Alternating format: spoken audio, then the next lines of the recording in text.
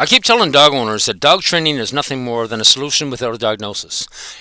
Robert Cabral calls himself a behaviourist and he blames Skinner for all his garbage. Okay, he will sit on camera and blame B.F. Skinner, the very father of operant conditioning.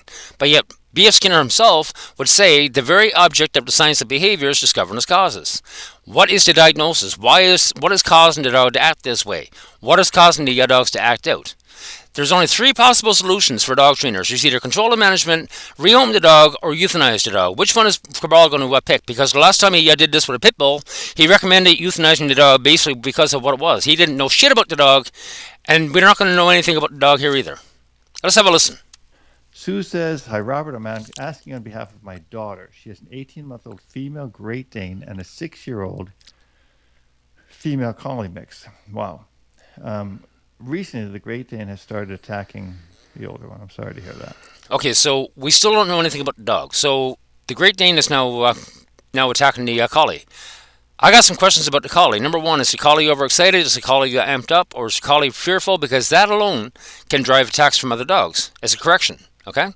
I've worked with dogs that were so amped up, pit bulls that were so amped up, they're driving the other dog crazy. The other dog turns around and attacks and bites because the pit bull won't leave him alone. It was so bad the other day that the collie had to be rushed into the vet. Now it's like the Great. Now understand something, that collies are herding dogs. They need to get out and chase something. They need to get out and blow out the lines too. Okay, this is why. Number one, I never hear trainers pushing exercise. I always tell owners to go out and buy yourself a remote control car because it can satisfy the needs of every breed. Every breed was designed to chase something. Okay? Now, again, collies are herding dogs. Great Danes are hunting dogs. Okay? Let's keep on going. Great Dane is hunting her. The Great Dane is hunting her. Guess what? The hunting dog is now coming out of the Great Dane. So why don't we give the Great Dane a purpose? Get them out and chasing something. Get them out and performing a hunt. And you can actually simulate that very easily with a remote control car. Okay? Great Danes surprisingly will like a flirt pole too. Do you have any ideas as to why this is happening and what She's asking why this is happening. The very object of the science of behaviour is discovering its causes. She's trying to discover the cause, but Robert's not having it. Again, there's only going to be three possible outcomes. It's either going to be control and management, rehome the dog, or kill the dog. you do to sort this out? Rehoming would be a last resort. And rehoming is a last resort. She doesn't want to do it. Okay? So she's actually asking Robert to discover the cause of the dog's behavior, and he doesn't give a shit because he doesn't understand this stuff. But yet he's 30 years in the behavior ring and a behavioral expert. Listen to what a behavioral expert is going to tell him, because I wouldn't even address this on email. If a woman or a man emailed me, I'm going to send back an email with a bunch of questions to try to understand what's going on. Because once you understand the cause of the dog's behaviors, now you got something to focus on. Okay? The behaviors themselves, I don't care about behaviors. They're only symptoms, the outcome of a problem. If the fear is driving the behaviors, guess what? Why are you focused on the behavioral outcomes of fear instead of focusing on why the dog is afraid? Any advice for you? Okay, so first of all. Okay, here we go. 18-month-old female Great Dane and a female collie mix is not a good idea. And again, I mean, they're going female on female. You know what? There's a lot of people out there who have two females out there, different breeds, large and small and everything else. Okay? Monty's a little 10-pound min pin. He can be around any dog, male or female. Doesn't matter what size. It doesn't matter. Okay? I'll tell you several reasons why. One, two females. Always a bad idea. And again, they always push with the two litter mates. Well, you go talk to Pete Reifert on YouTube. He's got two Tibetan Mastiffs that are running around dog parks. Guess what? They're litter mates. Yeah. Two very two females is always a bad idea. different breeds. What the fuck does two different breeds have to do with anything? What the fuck does two females have to do with anything? This is pure bullshit. This is stupidity. Right? Very different breeds. And I'm assuming... What does two very different breeds have to do with anything? Again, Monty, I can put him on any dog. He's been around a Caucasian Mastiff, for God's sakes. 250-pound freaking dog. They got along just fine. You're assuming. You don't assume anything. That's the problem. They're always assuming. And they're performing not giving you advice based on an assumption. I don't assume. Strike me if I'm wrong. Yeah, strike you if I'm wrong. That she didn't put a good amount of control. There you go. Option number one, control and management. Onto the Great Dane when the Great Dane came home. Right. Control and management, that's all they know to do. Shut down behaviors. And B.F. Skinner himself, Robert Cabral, once again sits on camera and blames B.F. Skinner. But yet B.F. Skinner would tell you point blank that punishment is a reverse of reinforcing. There's a reason why you always need to have that frickin' treat in your pocket or an e-collar and a prong on a dog. Okay? But it's all about control and management. Shutting down behaviors is punishment, according to Skinner himself. And punishment doesn't work. Sure, the Great Dane wasn't crated. The Great Dane wasn't really. And again, there we go. Compulsions, right? Compulsive inducements. You're going to lock the dog in a crate. Control and management. It's all about control and management with these people. Why? Structured into getting into this household with her, and it will be very hard to solve this. Very hard to solve. Bullshit, Robert. If you lock up husband and wife for 24 hours a day for a month, they're going to come to blows. And that's the problem with a lot of dogs today. Some dogs can spend 24 hours a day together. They always get along. Some dogs can't. A lot of these dogs that are out there fighting with two dogs in a household, they can't spend 24 hours a day together. My number one piece of advice, husband and wife each take a dog and go do something separately. Every day, get the dogs out. One-on-one and get them away from each other because they're getting sick of each other. And get them some bloody exercise. But yet, we never hear this from dog trainers. If the Great Dane has already put the collie in the hospital, and is 18 months old. You see, he's struggling here to even think about what to say. He hasn't got a clue what he's talking about, but yet he's a behavioral expert. You have a big problem. Your daughter has a big problem. And here we go. Layer on the fear. Layer on the fear. Make sure you scare the shit out of these people. Okay? Sorry, and I don't mean to be, fickle about this, but fickle about it. You're clueless about it. Ask them some questions. Do some back and forth in email to try to understand what's going on. Again, you blame Skinner, but Skinner was focusing on the cause. You're focused on the outcome. Why? Rehoming would be the best. There you go. Control and management, rehoming, or kill the dog. At least he didn't say kill the dog like he did with the last pit bull. No idea what was going on with the pit bull, but yet, you know what? Kill it because it's a pit bull. Because the dog is still young. And get the dog into a knowledgeable home. This dog is going to end up in a shelter at some point. Okay, if you keep on down this path, this dog is going to end up in a shelter. And guess what? Mr. Robert Cabral is in the shelter system making money off this shit.